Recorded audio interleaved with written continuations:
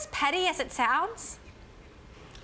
I guess it depends on what perspective you're looking at it from. If you're an artist, it certainly feels petty. If you're Apple, it feels petty. Spotify's argument would be, look, if you are going to go and make an exclusive arrangement with Apple, if you are going to treat them as your partner and make music come to our service later, we're not going to work with you. Why should we help you?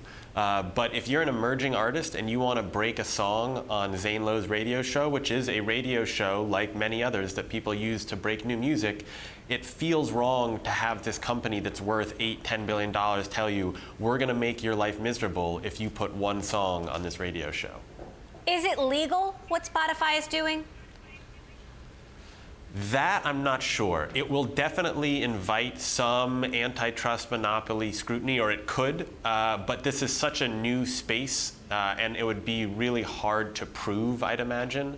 I did, shortly after this happened, get a message from a friend of mine who's a lawyer who works on cases like this to say that he was fascinated and wanted to know more, so I guess we'll see.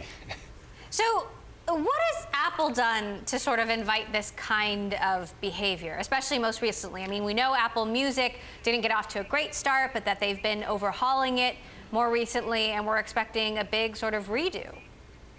Yeah, Apple invited it because they have made these exclusive deals a cornerstone of their path to catching up with Spotify. Spotify is still the largest on-demand, largest paid music service in the world. Apple has quickly become number 2, and central to that strategy has been deals with Drake, Frank Ocean, Chance the Rapper, really big acts that they feel can bring in new customers. But when they get an exclusive with someone for a week or 2 weeks or 3 weeks, that means that music is not on Spotify, and that's hurtful to Spotify's business. And there's some people who think that exclusives in general are bad for the music business.